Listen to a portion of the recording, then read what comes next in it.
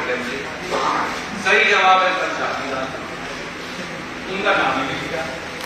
बताओ भैया कैसे जवाब देगा बच्चा? एक सवाल सैंपल के तौर पर विश्व पर्यावरण दिवस की वर्ष 2022 की विषय वस्तु यानी थीम क्या है? स्वच्छ पर्यावास, स्वस्थ पर्यावास, सभी के लिए समावेशी विकास, अंतर का ध्यान रखते हैं, किसी को न कोई स्थान पीछे छोड़े, समावेशी विकास, सतत विकास। उत्तर नहीं देना चाहते। अब जवाब है ओनली वन अर्थ, वो इसके अंदर ही नहीं है। तो क्या करेगा बच्चा? भैया क्या लिख के दोगे? कहां जाए बच्चा? वो इसके अंदर है ही। एक और लास्ट में आप पढ़ देखो। महाभारत में हरियाणा को डैश कहा गया है।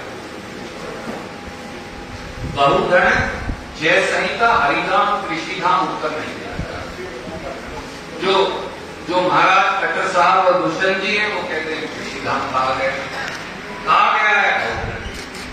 A land of bridges and a land of plentiful rains.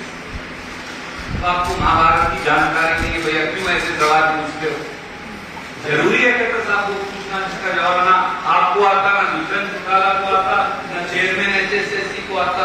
क्यों बातों के साथ इस प्रकार का सवाल करें? अब जब आपने इनके जवाब की करेक्ट नहीं किया आंसर की, में एक और नोटिस लगा दिया, 1000 रुपया और भरो फिर ठीक करो। क्यों करेंगे? बेवकूफी आप करें, छल आप करें, कपट आप करें, धोखा आप करें, अभिशाप आपकी सरकार बन जाए। 11,22,000 बच्चे यानी 40 लाख हरियाणा के लोग समेत परिवारों वो बेवकूफ बने। किस प्रकार से भर्तियां होंगी जब ये इस प्रकार का सिस्टम? एक तीसरा पहलू है, वो इससे भी ज्यादा चौंकाने वाला है। किरण जी से अनुरोध करूंगा वो आपके समक्ष रखें।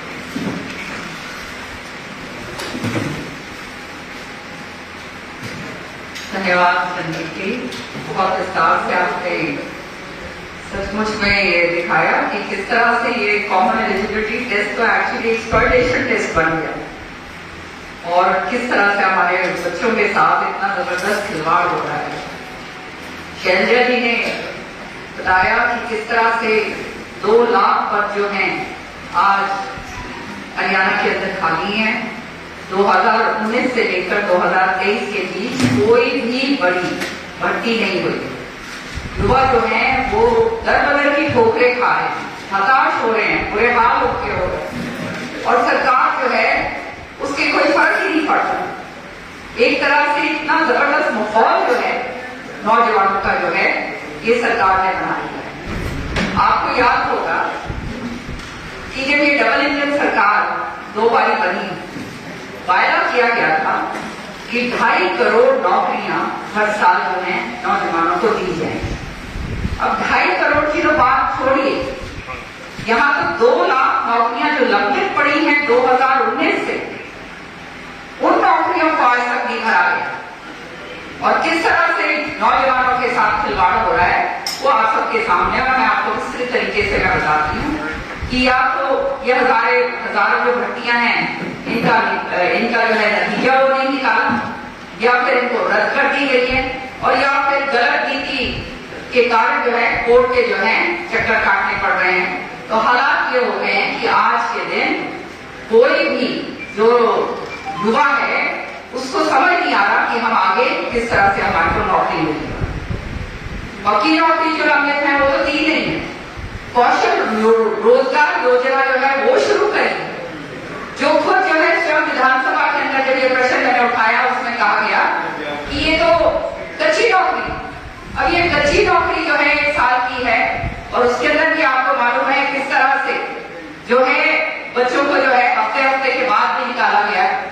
तो ये सारा का सारा सिस्टम जो है वो पूरी तरह से विफल हो चुका है। मैं आपको विस्तार तरीके से जरा बताना चाहती हूँ कि कौन कौन सी ऐसी नौकरियां जो है, शायद आपको दोबारा से याद दिलवा दूं, आपको मालूम होना चाहिए, सारे हरियाणा को पता होना चाहिए कि किस तरह से जो है ये लंबित पड़ी हुई है इनकी गलत नीतियों के कारण। साल 2018 में HSIDC सीनियर मैनेजर स्टेट और सीनियर मैनेजर यूटिलिटी की डॉक्यूमेंट वेरिफिकेशन साल 2021 के अंदर हुई, पर आज तक ना तो इंटरव्यू हुआ है और ना नतीजा निकला है। आप सोचिए उनका क्या हाल हो रहा, जो 2018 से लेकर आज 2021 तक जो है उनका इंटरव्यू का नतीजा तक नहीं निकला है। किस तरह से वो बच्चे जो हैं और उनके माँ बाप जी रहे हैं। साल 2020-21 में स्टाफ नर्स की जो थी पोस्ट थी 275, रिवाइज पोस्ट बनाई इन्होंने 307। ये 20-21 की बात। सालों तक जो है प्रक्रिया जो है वो लटकी रही और डॉक्यूमेंट वेरिफिकेशन के समय हाईकोर्ट के मुकदमे के अंदर जो है उठा। तो हर तरीके से जो है जो निकालते हैं वो या तो लटकी रहती हैं या फिर वो इतनी बुरी तरह से उनका जो है वेरिफिकेशन और सारा कुछ करा जाता है, सारा गड़बड़ जाला है कि वो रिपोर्ट के अंदर जाके लटक जाती है। साल 2019 में हार्को बैंक पोस्ट संख्या की 978 क्लर्क और जूनियर अकाउंटेंट इत्यादि थे और आज तक जो है उनका भी नतीजा नहीं निकाला। ये भी वही हाल हो रहे हैं हार्को बैंक में 978, मतलब ऑलमोस्ट 1000 पोस्ट। और साल 2019 में फिर एडवर्टाइजमेंट इन्होंने निकाली, विधानसभा चुनाव से पहले 6500 पुलिस कांस्टेबल की इन्होंने भर्तियां निकाली। विधानसभा चुनाव जैसे ही हुए उनको कैंसिल कर दिया गया, उनको वापस ले लिया गया। उसके बाद जब खूब हावड़ उठा और सारी ये जो है लोग इधर उधर भागना शुरू हुए, सरकार के खिलाफ नारे लगने शुरू हुए, तो साल 2020 में फिर से एडवर्टाइजमेंट करी और फिर 6600 पुलिस कांस्टेबल जो हैं उनकी भर्ती निकाली गई, जिनमें 5500 महिला थी और 1100 पुरुष, जिसमें 5500 पुरुष थे और महिला 1100। अब उसके बाद जो नया घटनाक्रम हुआ अगस्त 2021 में भर्ती पेपर जो है वो लीक हो गया। आपने देखा है किस तरह से सारे पेपर लीक हो जाते हैं। ये हैरानी की बात है कि सारे पेपर जिस तरह से लीक हो रहे हैं, ये सरकार की व्यवस्था देखिए और ये एजुकेशनल सिस्टम देखिए आप बच्चों के लिए जिस तरह से इन्होंने कर रखा है। फिर नवंबर-दिसंबर में 2021 में दोबारा पेपर लिया, विज्ञान प्रक्रिया पूरी करी गई ये, क्योंकि हनन फनन के अंदर इन्होंने काम करना सीखा है और जानते हैं कि भाई फटाफट कर दो ताकि आगे आने वाले इलेक्शन के अंदर जो है इस काम को फायदा मिले। नतीजा ये हुआ कि 17 जून 2022 को रिजल्ट निकाला गया, मामला जो है वो हाईकोर्ट में चला गया और आज 2413 पुलिस कर्मी जो पुरुष हैं कांस्टेबल और 1100 महिला पुलिस कांस्टेबल की भर्ती पर रोक लगा दी है। आज हमारे हरियाणा के अंदर कानून व्यवस्था इतनी बुरी तरह से विफल हो चुकी है।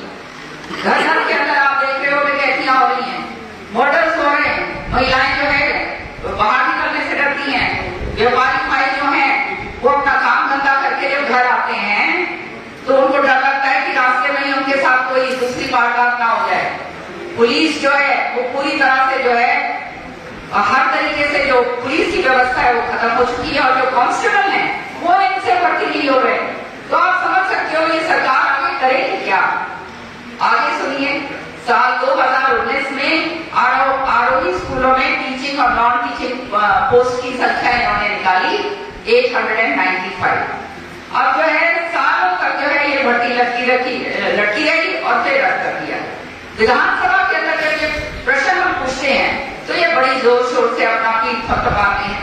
सच्चाई ये है कि आज जो है हमारे ये आरोही स्कूल जो अपने आप में इन्होंने कहा था कि बहुत बढ़िया काम कर रहे हैं और वो बच्चों को अच्छी शिक्षा देने के लिए सरकार ने बनाए थे, आज हालात ये हैं कि बच्चे जो हैं वो तरस रहे हैं, उनके पास जो है पूरे के पूरा टीचिंग स्टाफ नहीं है, पूरी तरह से पढ़ाई नहीं हो रही है और विधानसभा के अंदर जो है अपनी पीठ थपथपाते हैं कि हमने एजुकेशन सेक्टर में बहुत जबरदस्त कर दिया। यहाँ पर हमारे इनसे जो है टीचर्स की भर्ती तक जो है जो इतने सालों तक लटकी रही वो इनसे पूरा नहीं हो पाया, वो रद्द कर दिया। ऐसे ही अन्य हजारों नौकरी हैं जिनका इन्होंने इश्तेहार निकाला, युवकों से इन्होंने पैसा बढ़वा लिया और युवकों को ने अपने तैयारी के लिए करोड़ों रुपए खर्च करे और बाद में उनको रद्द कर दिया। अब आप समझ जाएंगे कि इस तरह के हालात जब होते हैं कि हमारा जो है ग्रामीण क्षेत्र, हमारा इलाका है, हमारा प्रदेश है, हमारे बच्चे जो हैं बहुत ही मध्यम वर्ग से आते हैं, कितनी मेहनत करते हैं, कितनी मेहनत करके आगे बढ़ते हैं और फिर माँ बाप जो है पता नहीं क्या क्या, कोई जमीन बेच रहा है, कोई कुछ बेच रहा है करके जो है उनके फॉर्म भरे जाते हैं और रुपया इतना खर्चा करा जाता है, फिर भी जो है वो वाली नौकरियां जो वो लेके आते, मतलब जो पेपर लेके आते हैं उनको रद्द कर दिया जाता है। उदाहरण से मैं बताती हूँ, ग्राम सचिव जो है उनकी पोस्ट थी 697, पटवारी की थी पोस्ट 530, केनाल पटवारी। अच्छा, एडवर्टाइजमेंट नंबर भी मैं बता देती हूँ, ठीक है, मैंने सोचा वो देर होगी स्टेज में। एडवर्टाइजमेंट पटवारी जो है, सॉरी, केनाल पटवारी के एडवर्टाइजमेंट नंबर 8/2019, मतलब 2019 में 8वें महीने में पोस्ट 1100, महिला सुपरवाइजर और इंस्पेक्टर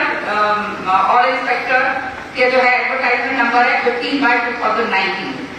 पोस्ट कितनी है? 920। फायर ड्राइवर जो है उसका एडवर्टाइजमेंट नंबर है 1/2019। पोस्ट है 1780। कृषि विभाग की पोस्ट की एडवर्टाइजमेंट नंबर 2/2020 जो है उसमें पोस्ट है 740 और जूनियर लेक्चरर असिस्टेंट और जेएलआई, हाँ, एडवर्टाइजमेट नंबर 11/2017। पोस्ट कितनी है इनकी? 61। इसी तरह से पीजीटी संस्कृत में जो है एडवर्टाइजमेंट नंबर है 4/2015, पोस्ट है 626।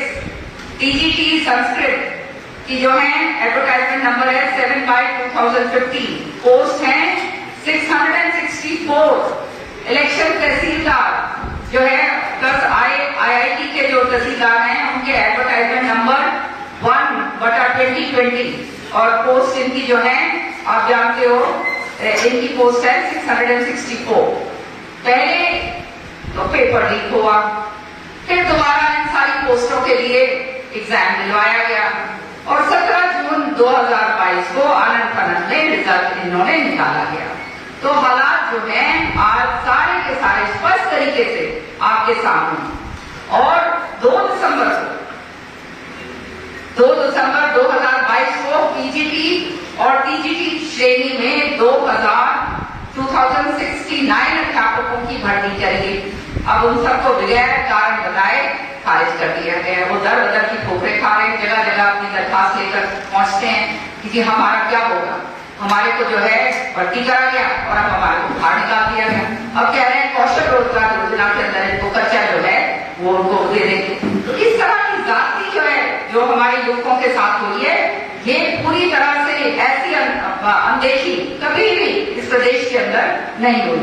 और साथ ही साथ पीजीटी अध्यापक जो हैं जिनके पद थे 4600 के साथ भी उनको भी फुटबॉल बना के रखा हुआ है, लगातार जो है उनके साथ खिलवाड़ करा जाए। साल 2019 में पीजीटी अध्यापकों की पोस्ट एचएसएससी के माध्यम से निकाली गई थी, बाद में उसी भर्ती प्रक्रिया को कैंसिल करके साल 2022 में एचपीएससी में ट्रांसफर कर दी। अब कई बार क्राइटेरिया बदल देते हैं, कभी कुछ क्राइटेरिया। बच्चे जिस चीज के लिए तैयारी करते हैं उनको मालूम नहीं है कि करना क्या है। अभी बड़ा विस्तार से रंगीन जी ने बताया कि किस तरह से ये पेपर निकालते हैं, पेपरों के अंदर जो है किस तरह के प्रश्न पूछे जाते हैं पेपर के, जिनका कोई जवाब नहीं है और जो गलत है। और इसी तरह से क्राइटेरिया भी जो है मनमाने तरीके से जो है ये क्राइटेरिया निकालते हैं।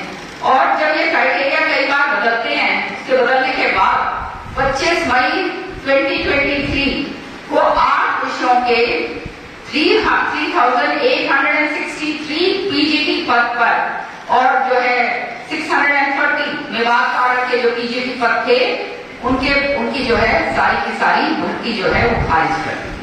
अब कितनी जाती है, आपके सामने सारी बातें हैं। अब फिर इश्तिहार निकाला है करने जा रहे हैं क्योंकि अब इलेक्शन आ रहा है, तो जो है इलेक्शन ईयर के अंदर जो है दिखा रहे हैं कि अब फिर दोबारा से भर्ती करने जा रहे हैं। सच्चाई ये है कि हम जब गांव में जाते हैं, युवा बालक जो है हताशा होके फिर रहे हैं। आज आमदनी है नहीं, महंगाई इतनी बढ़ गई है, रोजगारी दिहाड़ियों को करेगा।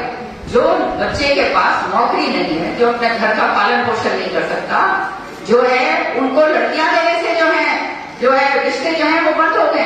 ये बहुत बड़ा एक सामाजिक प्रॉब्लम जो है ये हरियाणा के अंदर बनता जा रहा है और ये बात को जो है विधानसभा में मैंने बार बार उठाई है और आने वाले समय में जो रणदीप जी ने और शैलजा जी ने सारी यहाँ पे बात कही है, इसको कोऑर्डिनेशन मोशन के जरिए काम रोको प्रस्ताव के जरिए विधानसभा में दोबारा से बहुत जोर शोर से मैं उठाऊंगी। और अब आगे जो है मैं आग्रह करूंगी शैलजा जी से कि आगे जो है वो पूरा विस्तार से बताएं कि किस तरह से हमारे युवक जो हैं उनके साथ हरियाणा सरकार ने जबरदस्त दाखिल कर दी।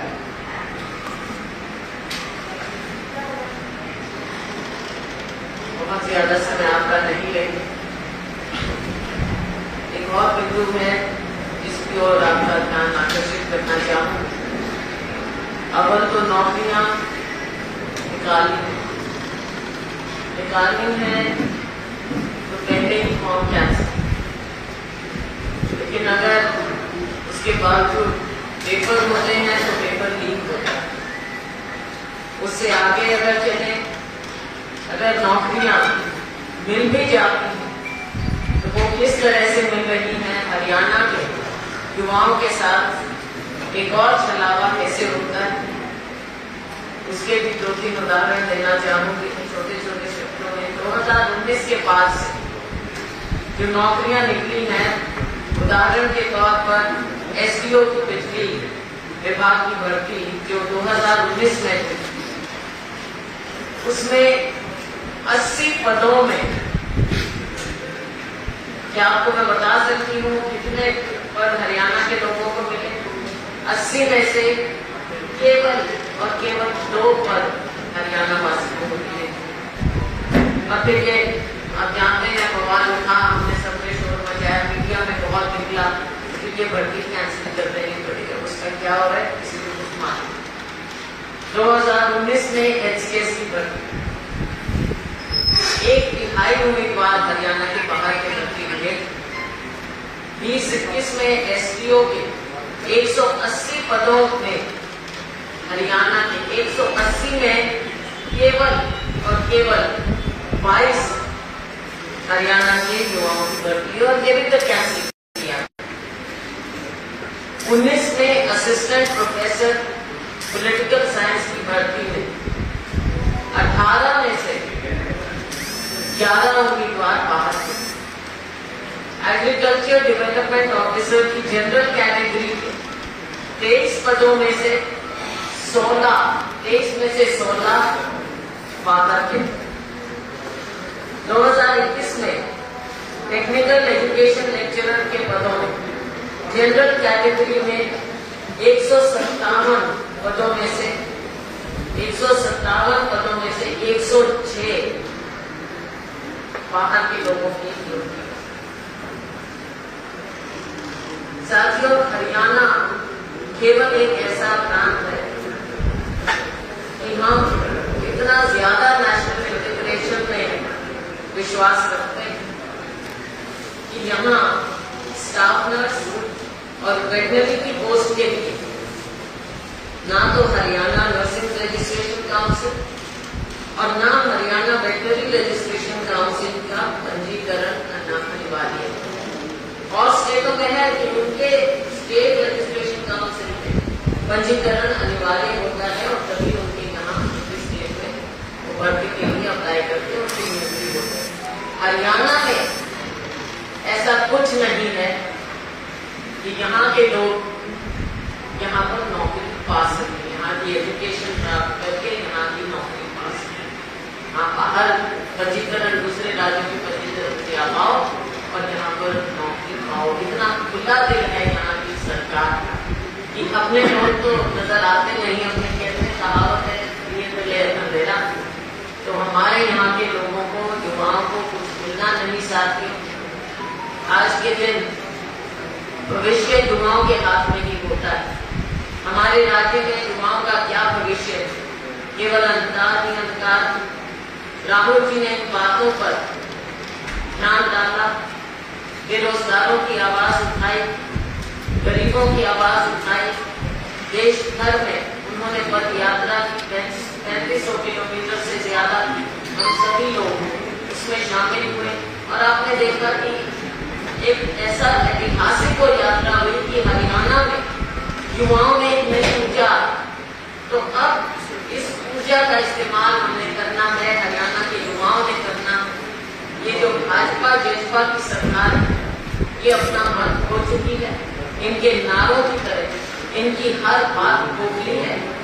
यहाँ पर जब हर बात हर स्लोगन खोखला साबित हुआ है और इन भर्तियों के हमने आज एक मुद्दा उठाया है हम साथियों कि हरियाणा के युवाओं की क्या बदहाली है, बेरोजगारी की दर कहाँ पर है। तो हरियाणा में अगर एडमिनिस्ट्रेशन 2 लाख पद खाली होंगे तो यहाँ की एडमिनिस्ट्रेशन और सरकार भी खोखली हो चुकी है। हर तरह से ये सरकार अपना मत खो चुकी है। आगे का भविष्य हरियाणा के युवा खुद तय करेंगे। इस सरकार का तख्ता पलट कर ये सरकार अपना मत खो चुकी। आने वाला भविष्य हरियाणा के युवाओं के हाथ में है। हमें पूरा विश्वास है कि आने वाले समय में इस सरकार को बाहर करेंगे और हम लोग कांग्रेस के लोग हम युवाओं की आवाज बनकर, चाहे सीटी का मामला हो, चाहे दूसरे रोजगारों की बात हो, चाहे यहाँ की शिक्षा की बात हो, हर तरह से हम हरियाणा के युवाओं के साथ हैं और उनकी आवाज हम उठाएंगे, उठाते रहेंगे। आप सभी यहाँ पर आए, आपका मैं धन्यवाद। कोई प्रश्न और वन बाय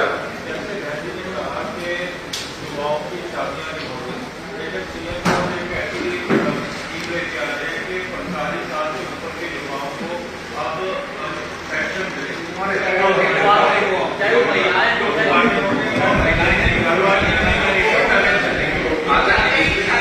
भद्दा मजाक आदरणीय मुख्यमंत्री जी हरियाणा के नौजवानों से कर रहे हैं। शादी न होने का कारण क्या है? स्वेच्छा भी हो सकता है, पर हरियाणा का युवा, जैसा शैलजा जी ने कहा, किरण जी ने कहा, मैंने कहा, तो इस समय भीषण और भयंकर बेरोजगारी के का शिकार उसका भविष्य, उसके भविष्य की खट्टर सरकार ने भूल हत्या कर दी और इस बात को मजाक में लेना, जिस प्रकार से कई बार मुख्यमंत्री जी भी करते हैं और मित्र भी करते हैं। मुझे लगता है कि हरियाणा के दर की ठोकरें खाते, मौके की उम्मीद तलाशते, जिंदगी का बेहतर कल ढूंढते हरियाणा के युवाओं के साथ इस प्रकार का बदला महसूस मजाक नहीं करना।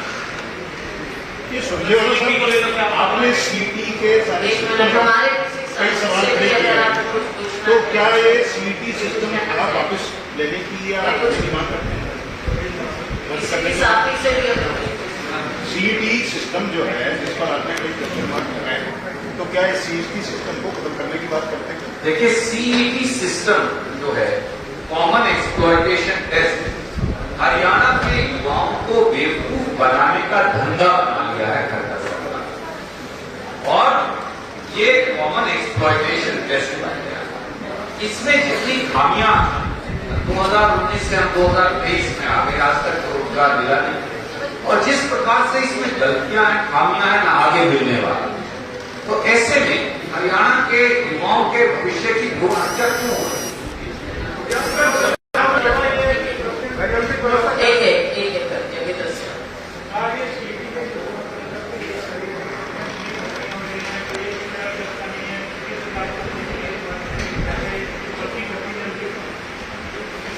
अब 10 साल हो गए, 9 साल हो गए खट्टर साहब, आज तक तो वो क्लर्क की भर्ती पूरी नहीं कर पाए जिस पर ये स्लोगन वो लेकर आए। क्या हो गई? वो जो क्लर्क लगाए थे आज से 7 साल पहले, वो सारे लग गए।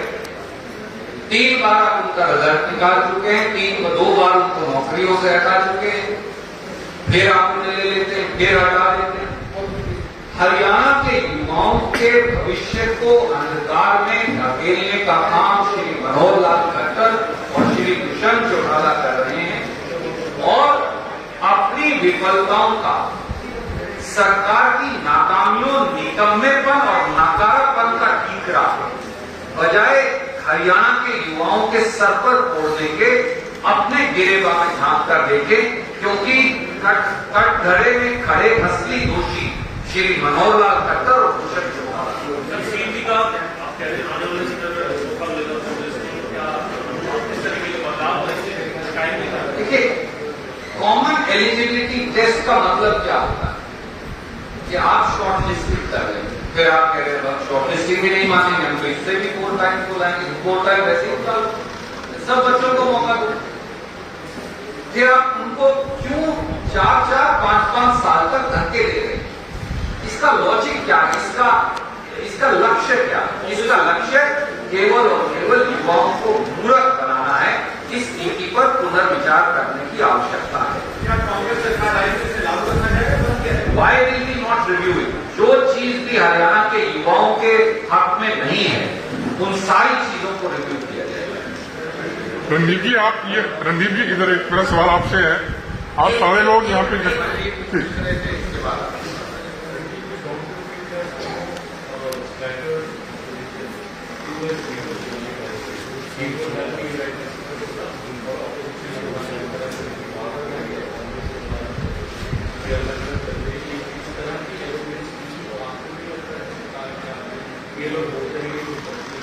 आदरणीय मित्र, अगर आप मोदी जी और खट्टर साहब के अहंकार के लिए भी हमें जिम्मेवार माने तो मुझे लगता है कि ये हमारे साथ अन्याय है।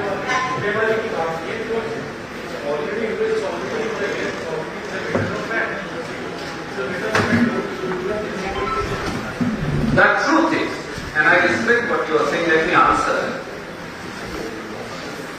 The arrogance of Chief Minister Manohar Lal Khattar ji and Dushyant Chautala and BJP emanates from their inherent division agenda.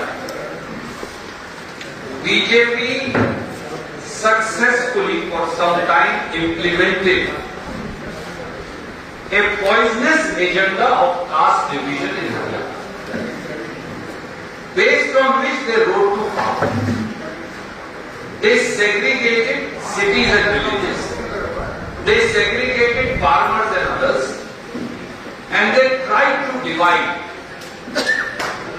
everybody against pit everybody against each other. Vaishya community was pitted against Punjabi community. The agricultural communities were pitted against poor and backward communities. But now everyone has seen through this bluff. And people of Haryana are ready, are itching to vote out this government as also ensure that the arrogance is demolished to pieces. ये रणदीप जी, एक सवाल आपसे ये है कि आप सारे लोग पहली दफा इस मंच पे इस तरह से इकट्ठे हुए सरकार के खिलाफ हमलावर है, तो आने वाले समय में आपकी जो मुहिम है, क्या आप इसको और तेज करने वाले, क्या जनता में जाने वाले? एक सवाल तो मेरा आपसे ये है। दूसरा ये है कि सीटी की आड़ में कि कहीं पे निगाहें, कहीं पे निशाना तो नहीं है?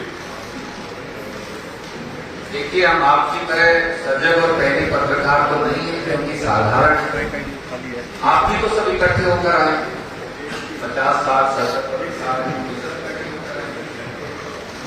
हम सब कांग्रेस के सिपाही हैं और हम सदा इकट्ठे थे और हैं। हमारा लक्ष्य केवल एक है, ये लक्ष्य स्वार्थवश नहीं, ये लक्ष्य हरियाणा के युवाओं की, बेरोजगारों की आवाज उठाना और बढ़ना है।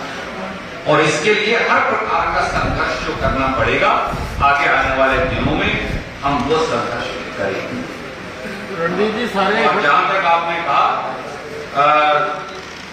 जहां आपको निशाना दिख रहा है, अर्जुन को मछली की आंख दिखती थी। मैं महाभारत की धरती से आता हूं, फिर दोहराता हूं कि हमें मछली की आंख दिख रही है, और वो है हरियाणा के युवाओं का उज्जवल भविष्य। रणदीप जी, वो कुछ कमी इकट्ठे होने में सारे हो चुके हैं, अलग अलग इकट्ठे हो रहे हैं। देखिए, मैं आपसे एक अनुरोध करूंगा हाथ जोड़कर, आपका हमारा हंसी मजाक चलता रहेगा, वो हरियाणा का चरित्र भी। अगर हरियाणा में हंसी ठट्ठा ना हो तो फिर वो हरियाणा, परंतु आज हमें गंभीर विषय को लेकर इकट्ठे हुए हैं आपके समक्ष हैं। इसको और आगे लेकर जाएंगे और हम इसको डाइवर्ट करके हरियाणा के युवाओं के बेरोजगारी और भविष्य से जुड़े गंभीर विषय को डाइल्यूट नहीं करना चाहिए।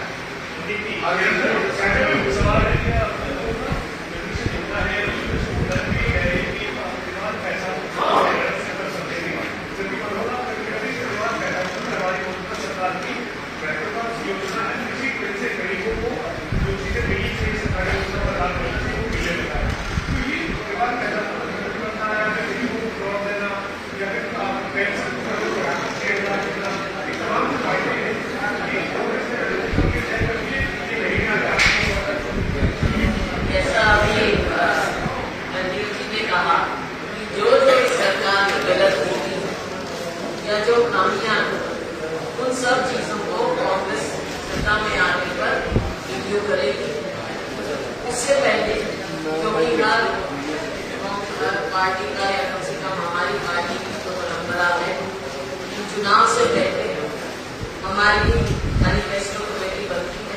इन सब मुद्दों को वहां पर अच्छे ढंग से देखकर कि आगे हरियाणा के युद्ध में क्या है, ये और इसके अलावा और भी बहुत से मुद्दे हैं। पिछली बार हमारा मैनिफेस्टो बना था, किरण जी चेयरमैन के मैनिफेस्टो बना था हमारा। आने वाले समय में मैनिफेस्टो जो बनेगा तो सबसे कंसर्न करके जो अच्छे विचार हैं, इसीलिए यहाँ आपके हैं तो आपके विचार भी अच्छे लिए जाएंगे। देखिए मैं इंटरव्यू करूँ, मिनिस्टर का सवाल है और उधर भी हम सारे साथी उधर भारद्वाज साहब से लेकर उधर अजय भाई साहब, हम सब एक गंभीर विषय लेकर आपके बीच में उपस्थित हैं। आज हम हमारे सवाल और उसके जवाब विषय तक सीमित रखेंगे, क्योंकि हमें लगता है आपने कहा कि वो मछली की आंखें हरियाणा के युवाओं का प्रश्न, ये अत्यंत गंभीर विषय। 28 लाख बच्चे शैलजा जी ने जो पढ़ के बताए, 11 लाख 22,000, DET में 7 लाख 75,000, कौशल रोजगार निगम में और लगभग 10 लाख क्लास 3 क्लास 27 ओवरलैप के होते, 20-25 लाख बच्चे तो रोजगार की ऑफिशियल तलाश में घूम रहे हैं। हम इसलिए किसने क्या कहा, कौन क्या वादा कर रहा है, आज इसका भी समय आएगा। आज हम केवल हमारे सवाल, आपके सवाल और हमारे जवाब वहीं तक सीमित रखना चाहेंगे। ये मेरा आपसे हाथ जोड़कर अनुनय भी है, अनुरोध भी है, इसलिए हमने अपने आप को उस बात तक सीमित कर क्योंकि आप सबसे ज्यादा सीटी पे लिखते हैं कि लास्ट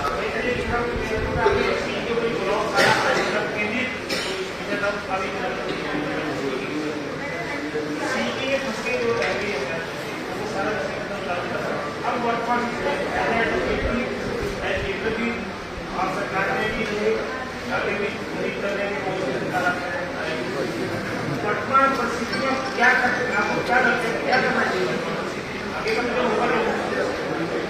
खट्टर सरकार के निकम्मेपन, नाकारापन, नाकामयाबी और दुर्भावना